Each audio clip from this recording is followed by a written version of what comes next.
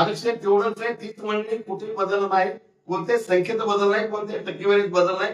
ज्याचं आहे त्याला द्यायचं. जो उपाशी आहे ज्याच्यासाठी तरतूद केली आहे, ज्याला जे भेटत नाही.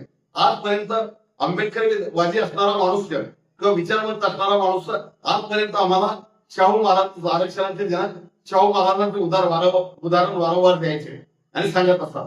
असं एकही भाषेत त्यांचं नसायचं. पण आजही नसतं की जेव्हा आरक्षण शाहू महाराजांनी जाहीर केल्याच्या नंतर आंबेडकरांसारखे ग्रस्त त्या ठिकाणी आले आणि आल्याच्या नंतर त्यांनी शाहू महाराजांना प्रश्न केलाय की आपण आरक्षण देणे ही भूमिका बरोबर नाही.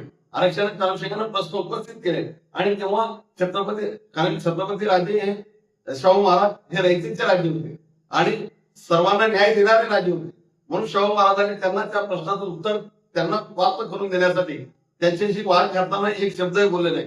मात्र त्यांना घोड्याच्या पागीमध्ये आंबेडकरांना घेऊन गेले आणि एक घोड्याच्या पागीमध्ये घोड्यांसाठी जे शेण्याचं जे खाद्य आहे, जो खुराक आहे, तो मागितला आणि मागितल्यानंतर शाहू महाराजांनी त्या ठिकाणी हुकूम सोडलाय की आता सगळे घोडे हे पोतं विचवा, शेण्याचं पोतं या ठिकाणी विचवा, खाली करा, त्याचं घर मारा आणि सगळ्या घोड्यांना एकत्र सोडून द्या. आणि तशा पद्धतीनं त्या हुकुमानुसार त्या घोड्यांना त्या ठिकाणी चारा पाणी टाकल्या गेलं आणि टाकल्याच्या नंतर सर्व घोडे त्या ठिकाणी आले. येत असताना मात्र जे सक्षम घोडे होते, जे मजबूत घोडे होते, ते त्या चाऱ्यावर त्या चेहऱ्यावर तुटून पडले आणि जे बिचारे वीक होते, जे अशक्त होते, जे दुर्बल होते, त्या दुर्बलांना त्या ठिकाणी हे सशक्त घोडे एक घास सुद्धा त्या ठिकाणी स्पर्श करू देत नव्हते.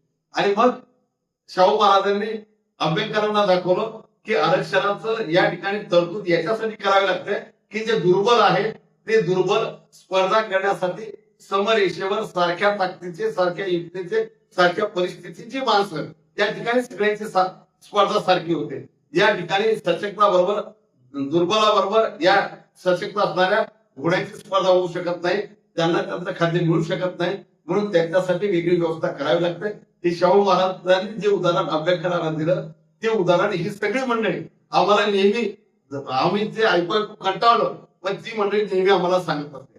मात्र या अनुसूचित जाती आरक्षण वर्गीकरणाचा विषय सुरू झाल्यापासून या राज्यामध्ये, या देशामध्ये शाहू महाराजांचा हा विषय सांगणारा एकही वक्ता कोणत्याही विचारपीठावर बोलताना आम्हाला दिसत नाही.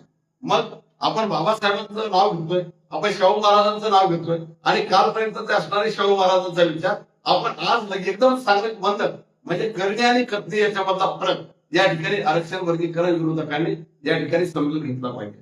पण या विषयाच्या अनुषंगानं सगळ्यात महत्वाचं असं आहे की माझ्याजवळ एक अनुसूचित जातीची या ठिकाणी सूची आहे जी 50ला या ठिकाणी सुरू केली. जून 1990 पूर्वी संविधानाच्या अनुच्छेद 141 नुसार अनुसूचित जाती आधी 1950च्या परिच्छेद 3 अनुसार जी यादी या ठिकाणी आहे. तर सुरुवातीला या देशाच्या अनुसूचित जातीमध्ये या राज्यातील फक्त आणि फक्त हिंदू धर्मातील अस्पृश्यतेचा, जात, भेदाभेद आणि त्रास सहन केलेल्या जातींचा समावेश केलेला होता. हे पहिल्यांदा आपण सगळ्यांनी समजून घेतलं पाहिजे. 1950ला जो आदेश झाला, जी यादी झाली, जी अनुसूचित जाती झाली, तर त्या यादीमध्ये फक्त आणि फक्त सुरुवातीच्या, ही माझ्याकडे शासनाची यादी आहे आणि ही 59 जातींची यादी आहे.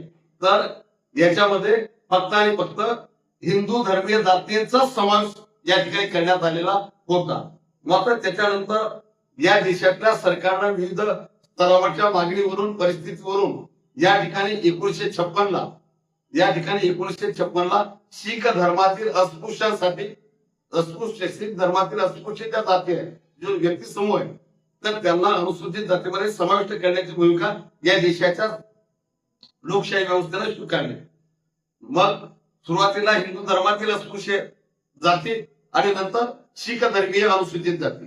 मात्र तदनंतर 1951ला या देशामध्ये स्वातंत्र्योत्तर भारतातील जी पहिली जनगणना झाली ती 1951ला झाली. आता 1951ला जनगणना होत असताना या महाराष्ट्रामध्ये एकूण अनुसूचित जातीची लोकसंख्या सेन्सेस 1951 नुसार 12.56. 56 हे 50च्या पुढे आल्यामुळं आपल्याला त्याचा एक पकडावा लागला आणि म्हणून या विषयामध्ये या देशातील महाराष्ट्रामध्ये 13% आरक्षण सुरू झालं. आता 13% आरक्षण सुरू झाल्याच्या नंतर